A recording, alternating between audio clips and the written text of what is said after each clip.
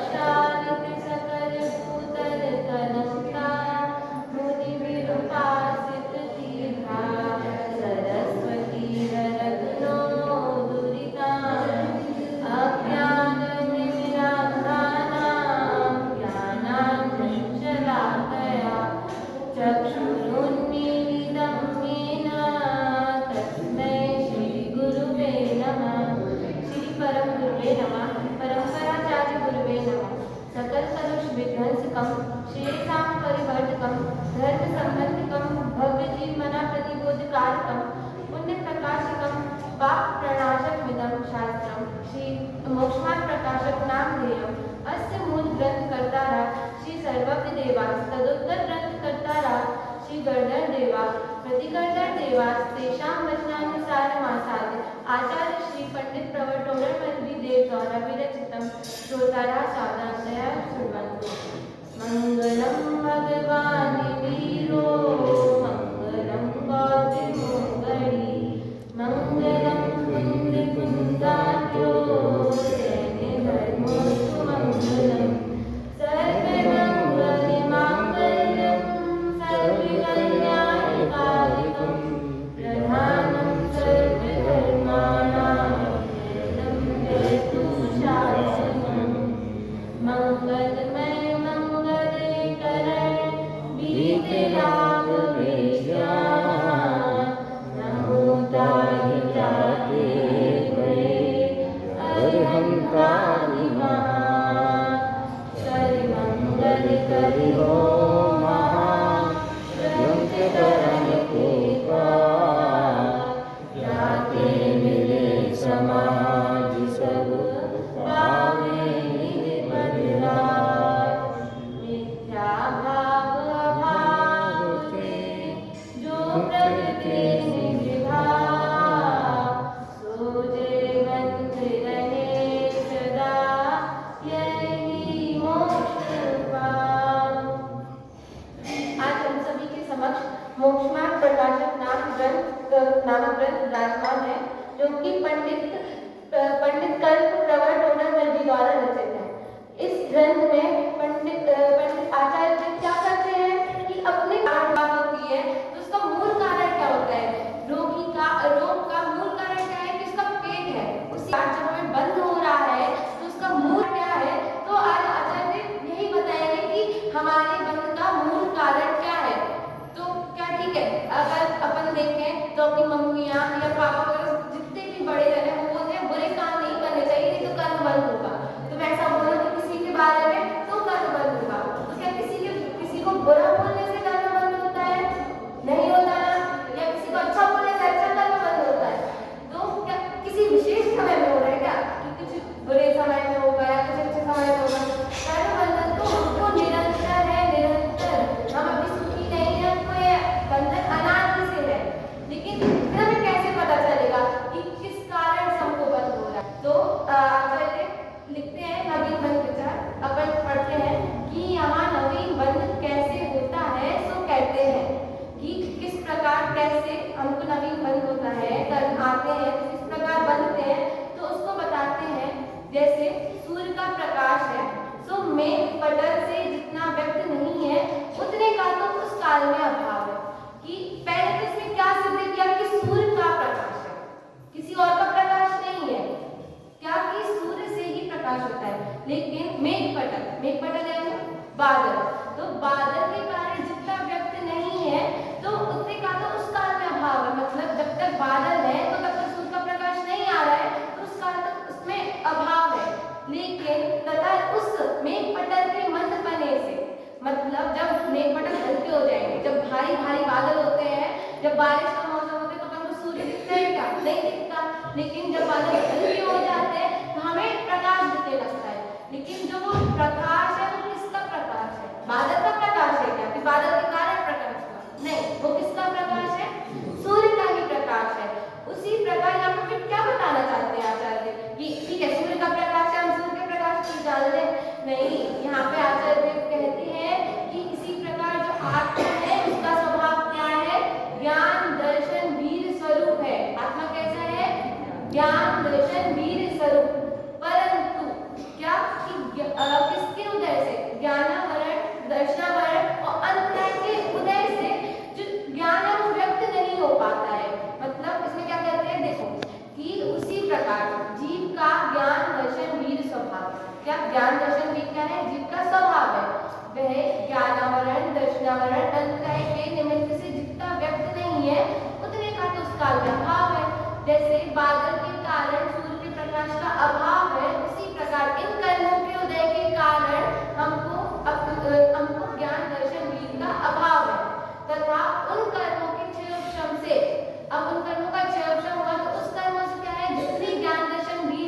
प्रकट है वह उस जीव के स्वभाव का अंश ही है।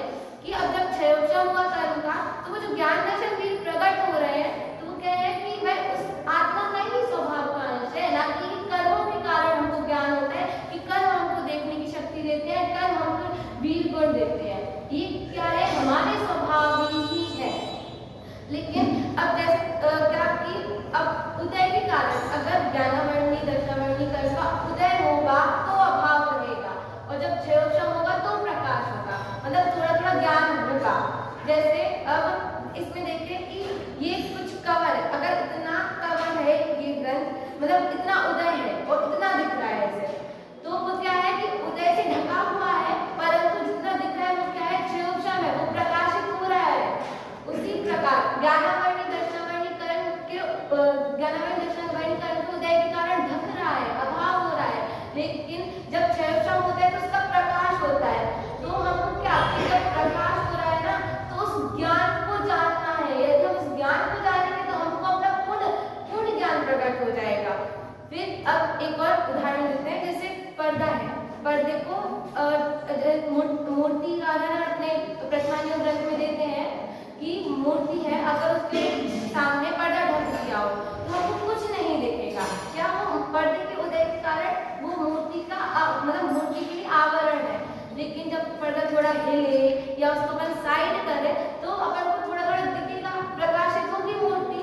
तो अब यही बताते हैं कि अभाव के कारण हमको दिखता नहीं है, लेकिन क्षयोक्षम के कारण प्रकाशित होता है। अब क्या कि क्या कहते हैं इसके आगे कि तथा उन कर्मों के क्षयोक्षम से जितने ज्ञान दर्शन बीज प्रकट है वह उस जीव के स्वभाव का अंश ही है, कर्म जनित औपाधिक भाव नहीं है। मतलब जितना अंश प्रकट हो रहा है वह कौन है, वह तो अपने आत्मा का ही स्वभाव है, एक कर्म से नहीं होता है। अपन क्या बोलते हैं, अरे सब कर्मों का खेल है, कर्म ही हमको सब करते हैं। नहीं, हम तो जानते हैं हमारे देखने वाला स्वभाव है, हमारे में अनंत शक्तियां हैं, परंतु क्या कि इन कर्मों के कारण हम उनको नहीं जान पाते। फिर ऐसे स्वभाव के अंश का अनादि से लेकर कभी अभाव नहीं होता। तो अब बताओ, जैसे हमारा जो स्वभाव है, शक्कर का स्वभाव मिठास है, तो उसका कभी अभाव होगा नहीं होगा। तो हमारे स्वभाव का भी कभी अभाव नहीं होगा। इसी के द्वारा जीव के जीवत्वपने का निश्चय किया जाता है। यदि अपन देखें तो जो निगोद या जीव है, जो नित्य निगोद में रहते हैं, उनको भी अक्षर के अनंत में भाग का ज्ञान होता है, मतलब वो भी क्षयोक्षम के सहित है। यदि उदय नहीं हो ठीक है, लेकिन क्षयोक्षम से सहित तो हर एक जीव होता है। मतलब इसमें जीव की दुर्लभता बता दी कि हम तो संगी पंचेंद्रिय, हमें तो ज्ञान है, लेकिन एक नित्य निगोद जीव जो कुछ जान रहा है, मतलब जो कुछ अनुभव नहीं करता, जो असंगी है, लेकिन वो भी ज्ञानी है, उसको भी अक्षर के अनंत में भाग का ज्ञान होता है। इस प्रकार बताते हैं कि जीव इन गुणों से एक जीवत्वपने को धारण करता है, इससे वह जीव माना जाता है। यदि राग द्वेष से जीव माना जाता तो सभी जीव फिर तो अरिहंत सिद्ध भगवान सभी राग द्वेषी होते, नहीं, वो किससे जानने मात्र से कहते हैं। अब इसमें क्या कहते हैं कि अगर जानने से ही जीव है और जानने से राग द्वेष होता है। कोई बोलता है कि अगर हमने ये नहीं जाना होता तो हमको ये नहीं होता, मतलब यदि हमने नहीं जाना होता तो ये व्यक्ति मेरे बारे में बुराई कर रहा है तो मुझे द्वेष नहीं होता। यदि मुझे पता चलता कि इसने मेरी तारीफ की तो मुझे उससे राग नहीं होता। तो क्या अपन किसको मान रहे हैं, जानने से राग मान रहे हैं। ऐसे तो केवल भगवान तो फिर सब जानते हैं, फिर तो वो महाराग हो गए, नहीं होते ना, क्योंकि जानने से राग द्वेष होता ही नहीं है। वो तो हम अपने ही कारण राग द्वेष करते हैं, अपनी भूल के कारण राग द्वेष करते हैं। फिर क्योंकि जानना तो एक जीव का स्वभाव है। अब क्या कि देखना भी जीव का स्वभाव है। यदि देखना है ठीक है, देखना होता है, लेकिन उसको देखते रहना, उसमें आसक्त रहना, क्या कहते हैं, स्त्री को देखना और स्त्री को देखते रहना, स्त्री को देखते रहना एक अपराध है, विभाव है। उसी प्रकार सिर्फ नॉर्मल देखना ठीक है, जान लिया ठीक है, हो गया, लेकिन उसमें अगर आसक्त रह गए, जाना फिर उसका बुराई करने लगे कि नहीं ये अच्छा है, नहीं ये बुरा है, तो ये अपराध हो जाएगा। फिर उसके बाद जानना स्वभाव है और जानने का रस भाव है, मतलब जान तो रहे हैं ठीक है, अब उसमें और आनंद लेना कि नहीं यार और जानते हैं, इस बात को और पता लगाते हैं कि इसकी मतलब क्या हुआ कैसे हुआ,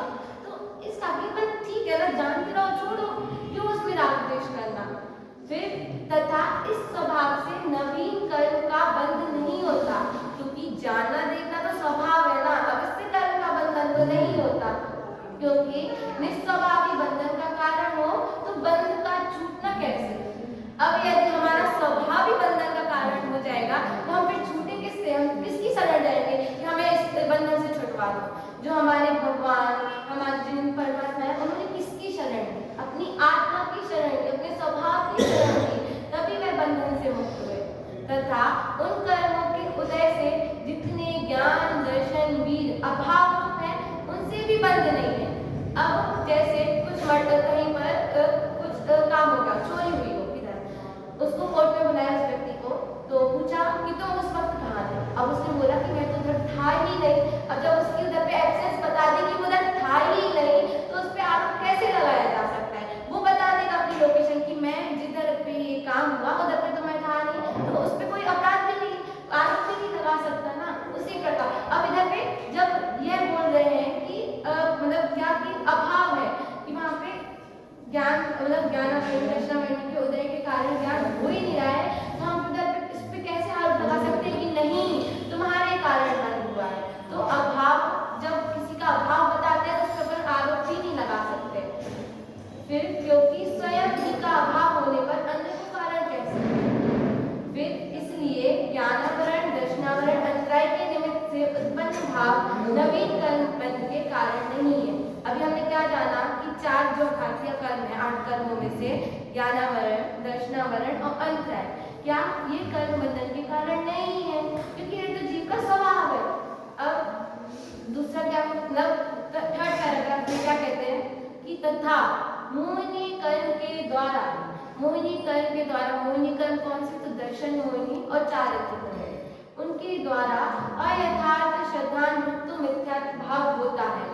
अब ये जो अयथार्थ मिथ्यात्व श्रद्धानुक्त जो भाव हो रहा है वह किसके कारण है, दर्शन मोहिनी के कारण हो रहा है, क्योंकि वह श्रद्धा गुण की पर्याय, श्रद्धा गुण की कौन सी पर्याय, विपरीत पर्याय है। तो उसके कारण हमको क्या अयथार्थ श्रद्धान होता है कि जैसा जो वस्तु का स्वरूप नहीं है हमको वैसा ज्ञान होता है। तो मोहिनी कर्म के द्वारा, इसमें अगर है कि मोहिनी कर्म का उदय होगा तो हमको होगा, मोहिनी कर्म का उदय निमित्त होगा तो हमको कर्म बंधन होगा।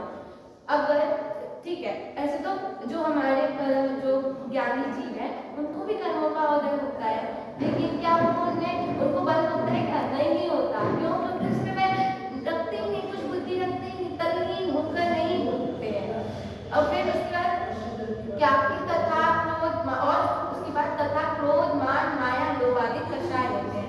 अब ये जो कषाय भाव होते हैं वे किसके निमित्त से होते हैं, जो चारित्र मोहिनी कर्म के उदय के निमित्त से होते हैं।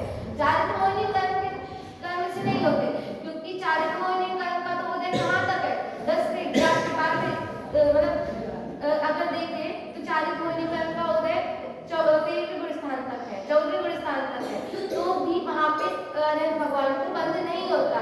क्यों, क्योंकि उनका इर्यापत आश्रम है, उदय होता है लेकिन वहाँ पे वह उसमें रागद्वेष नहीं करते। फिर उसके बाद क्या कहते हैं कि जीव फिर वे यद्यपि जीव के अस्तित्व में है।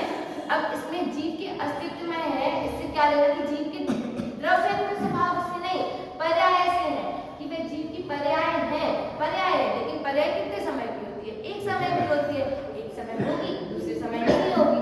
तो ये जो मोहिनी कर्म के उदय से जो परिणाम हो रहे हैं, मोह राग द्वेष परिणाम है, वह तो क्या है कि जीव के पर्याय है, अस्तित्व में है, कि जीव में होते हैं लेकिन एक समय की है, होती है फिर नहीं होती है, जीव से भिन्न नहीं है। जैसे पानी है तो पानी में कई है, ठीक है, वो लोग एक साथ हैं लेकिन भिन्न भिन्न हैं। यदि हम पानी पीते तो हम कई भी पीते के साथ में नहीं पीते, हम उसको अलग करके फिटकरी लगाएंगे फिर पानी पीते हैं। तो उसी प्रकार जीव में यह राग द्वेष परिणाम है, लेकिन जीव में स्वभाव से तल्लीन नहीं है कि जीव से अलग नहीं किए जा सकते हैं। एक समय की पर्याय है, विकारी पर्याय होंगी, फिर दूसरे समय नहीं होंगी। फिर क्या कहा कि भिन्न है, जीव ही उनका करता है, जीव के परिणाम रूपी वे कार्य है, तथापि उनका होना मोह कर्म के निमित्त से ही है। मतलब ठीक है कर रहा है, जीव ही कर रहा है, लेकिन इनका होना किसके निमित्त से है, तो मोह कर्म के निमित्त से ही है। यदि मोहिनी कर्म नहीं होगा तो वह परिणाम भी नहीं होंगे उसके जीव के, वो अपने अपने स्वभाव फिर इसलिए वे जीव के निस्वभाव नहीं औपाधिक भाव है। क्या वह जीव के निस्वभाव नहीं है, क्योंकि वह हमेशा नहीं रहते हैं, वह उसके कौन से भाव है, विकारी भाव है, तथा उन भावों द्वारा नवीन बंध होता है, इसलिए मोह के उदय से उत्पन्न भाव बंध के कारण है। इसलिए अब क्या, जो जब मोहिनीकरण का उदय होता है तो उसके निमित्त से हमको विकारी भाव होते हैं, उसके निमित्त से हमको मोह राग द्वेष परिणाम होते हैं। यदि वस्तु है, ठीक है, लेकिन हमको उसमें राग द्वेष नहीं हुआ, अगर वो उसमें अपना ममत्व हुआ तो वो मोहिनीकरण का निमित्त बना सकते हैं। मोहिनीकरण का उदय निमित्त हुआ और अपन को परिणाम पहले हो चुके थे, लेकिन उसमें मोहिनीकरण का उदय निमित्त हो रहा है, इसलिए मोहिनीकरण के उदय को निमित्त कहा गया, इसलिए अपन को परिणाम हुए। तो इसमें क्या किया कि 4 घातीय कर्मों में से अपन को किस कर्म के निमित्त से बंध हो रहा है, तो मोहिनीकरण के निमित्त से हो रहा है, और बाकी के 3 घातीय कर्मों से नहीं हो रहा है, क्योंकि वह जो ज्ञान दर्शन वीर्य वह तो अपना स्वभाव ही है।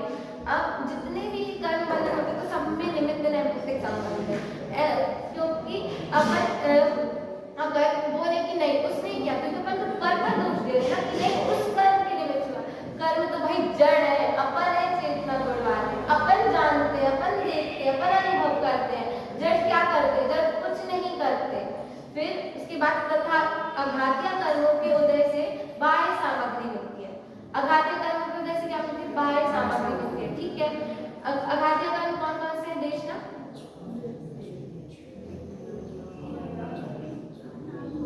अघातीय कर्म वेदनी, आयु, नाम, कुल, इन 4 अघातीय कर्मों से हमको अच्छा कुल मिलता है, अच्छा पद मिलता है, अच्छा पैसा मिलता है, अच्छा परिवार मिलता है, मतलब भोग सामग्री मिलती है, तो क्या ठीक है मिल अपन को। उसमें शरीर आदि तो जीव के प्रदेशों से एक क्षेत्र अवकाश होकर एक बंधन रूप रहते हैं, कि जो ठीक है जो शरीर आदि है वो भी आत्मा के प्रदेशों से एक क्षेत्र अवकाश रूप रहते हैं, जैसे दूध और पानी और धन कुटुंब आदि आत्मा से भिन्न रूप है, और जो धन कुटुंब आदि है वो तो आत्मा से भिन्न दिखाई देते हैं, जल पय जो जिए तन मेला पय भिन्न भिन्न नहीं मेला, ठीक है, जल और दूध के समान एक साथ रहते हैं लेकिन तब भी भिन्न भिन्न है। तो प्रकट तुझे धन धामा कि ये भाई अपन को सामने भोग सामग्री दिख रही है, घर मकान पैसा वस्त्र आदि सब दिख रहे हैं, तो फिर उनमें ममत्व बुद्धि क्यों करते हो, फिर उनमें एकत्व बुद्धि क्यों करते हो, वो तो अपन को प्रकट में दिख रहे हैं ना, प्रत्यक्ष दिख रहे हैं, जब अपन को प्रत्यक्ष ही चीज दिख रही कि यहाँ से अलग है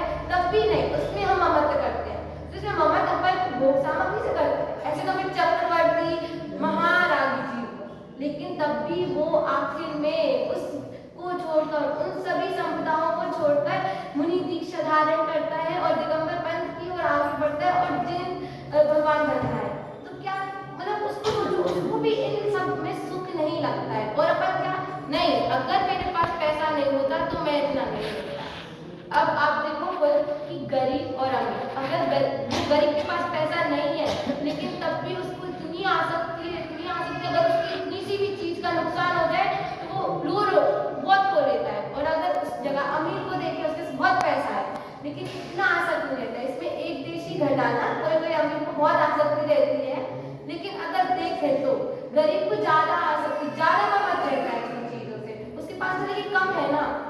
अब आप बोलोगे कि नहीं भोग सामग्री होने के कारण राग द्वेष होता है, लेकिन गरीब के पास तो कम है तो उसको तो कम होना चाहिए, उसका कम लाभ होगा, और अमीर होगा तो उसका बहुत लाभ होगा। केवी भगवान को ही देख लो, समा शरण में देख लो, कितनी सारी विभूतियां, फिर तो उनको तो राग का तो भाई लेवल ही क्रॉस है कि वो तो राग का ऊपर ही चला जाएगा, नहीं उनको तो बिल्कुल भी राग नहीं, क्योंकि उनको भोग सामग्री में कुछ लगता ही नहीं है। फिर क्योंकि पर ब्रह्म बंध का कारण नहीं होता, पर ब्रह्म बंध का कारण नहीं होता, पर का संग बंध का कारण होता है। गुरुदेव श्री भी अपने प्रवचन में कहते हैं कि पर संग बंध पर संग, कि बंध किससे होता है, पर के कारण नहीं, पर संग के कारण बंध होता है। अब ठीक है, जैसे अब हम बोले फिर उसके बाद बंध पर संग के कारण होता है, हाँ, लेकिन उसमें पर संग में क्या कि हम मोहिनीकरण का निमित्त हो रहा है, कि हम उसमें उसके निमित्त से हो रहा है। अब जैसे ठीक है, अब अपन पूरा मोहिनीकरण पर भी दोष नहीं दे सकते। अब देखिए ट्यूबलाइट है, ठीक है, ट्यूबलाइट जल रही है तो हमको ज्ञान हो रहा है क्या, ट्यूबलाइट के जलने से ज्ञान होता है, लाइट बंद कर दो तो भी हमको ज्ञान हो रहा है ना कि मैं कौन हूँ, मेरे बगल में कौन बैठा है, होता है ना। तो क्या उसमें ट्यूबलाइट निमित्त है क्या? नहीं, हम अपने स्वयं अपने विकार के कारण दुखी होते हैं। अब इसमें क्या कि मिथ्यात्व जो है वह द्रव्य में नहीं है, पर्याय में है। ये तो हम पहले ही बोल के आ गए कि पर्याय में है। पर्याय में तो इतनी टेंशन लेने की जरूरत नहीं है कि भाई हम तो मिथ्यात्व लिए, तो मेरा स्वभाव है, तो मेरा क्या होगा। नहीं, यह तो हमारी पर्याय है, एक समय की है तो दूसरे समय की नहीं होगी। फिर अब हमने समझ लिया कि कौन बंध का कारण है, कौन नहीं है, इसका उदय निमित्त है। आठों कर्मों में से सिर्फ कौन सा कर्म बंध का कारण है? कौन सा कर्म बंध का कारण है? मोहिनी कर्म। मोहिनी कर्म के उदय के निमित्त के कारण ही हम दुखी है। यदि हम उसमें सुख दुख ना करें तो हम कभी दुखी होंगे ही नहीं भोग सामग्री में। लेकिन हम नहीं, हम तो अच्छा मानते, क्योंकि हम कौन है? अज्ञानी जीव है। लेकिन हमको क्या, हमको ज्ञानी बनना है। यदि हमको थोड़ी सी भी रुचि आ रही हो, थोड़ा सा भी लग रहा हो कि नहीं ये गलत है, हमको उनमें नहीं ममत्व बुद्धि करना चाहिए, तो हम उससे ज्ञान की किरण को एक बार देख के पूरे ज्ञान को प्राप्त कर सकते हैं। फिर उसके बाद क्या करते हैं कि बंध को भी 4 प्रकार से कहते हैं: प्रकृति, प्रदेश, स्थिति और अनुभाव। प्रकृति क्या कि जो कर्म का स्वभाव है वो, और प्रदेश की कितनी मात्रा में, और स्थिति कितने काल तक, अनुभाव कितनी शक्ति है, कितने फल देने की शक्ति, कितने उससे बलवान तरीके से उदय में आएगा, कितना उसको फल देगा। फिर इसमें क्या कहते हैं कि योग और उससे होने वाला प्रकृति और प्रदेश बन। क्या कि प्रकृति और प्रदेश बन किसके कारण होता है? तो योगों से होता है। योग अर्थात कि मन वचन काय की चंचलता, जो आत्मा में कंपनता होती है, उसके कारण हमको मतलब योगों के कारण हमको प्रकृति और प्रदेश बंध होता है। पहले हम अपने आत्मा की प्रदेशों की चंचलता हुई, तो जितने भी बाहर कर्मण वर्गनाएं थी वो जितने भी विवक्षित उसमें आने चाहिए, जितने संख्या में आनी चाहिए, वो अपने आत्मिक प्रदेशों के साथ एक क्षेत्र से बन जाती है। तो वह जितनी संख्या में बनी वो क्या है? प्रदेश बन।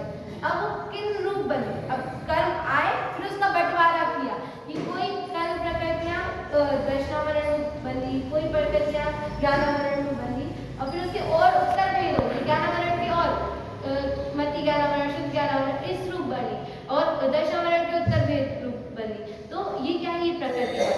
तो योगों के द्वारा क्या प्रकृति बंद होता है, और फिर प्रदेश बन, और फिर कषाय के कारण। अब कषाय के कारण क्या कहते हैं कि स्थिति और अनुभाव बंद होता है।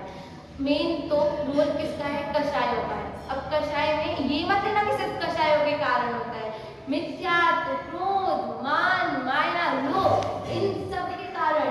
सिर्फ कषाय को मूल कह दिया तो इसमें ये नहीं है कि हमने सबका लोभ कर दिया।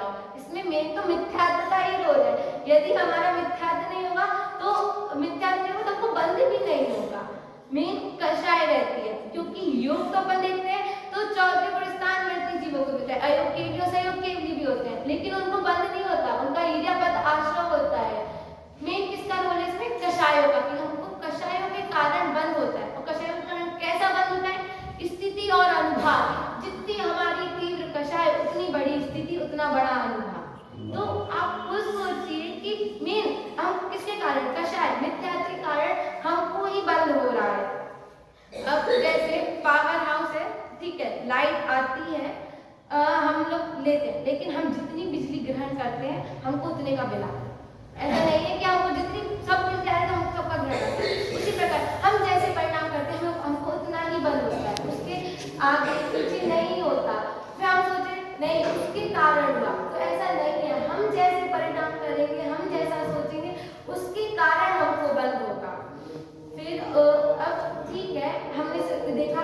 फिर आपको देखिए, अभी मीना दीदी जी भी समय सारजी ग्रंथ में प्रवचन में कह रही है कि एक सागर की बूंद बराबर कर्म बसते। अगर हमारे मिथ्यात्व और अनंता निबंधी 4 कषायों का अभाव हो गया तो हमारा दुख कितना बचा? कितना सा बचा? कितने से कर्म बचा? कितने समय में झड़ जाएंगे? बस सागर की एक बूंद बराबर।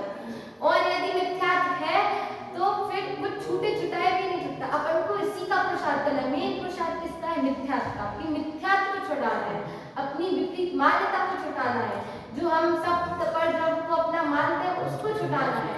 अगर हम उसको छुड़ा देंगे तो फिर तो इतना सा दुख बचेगा, और वो यूं मिट जाएगा, पता भी नहीं चलेगा।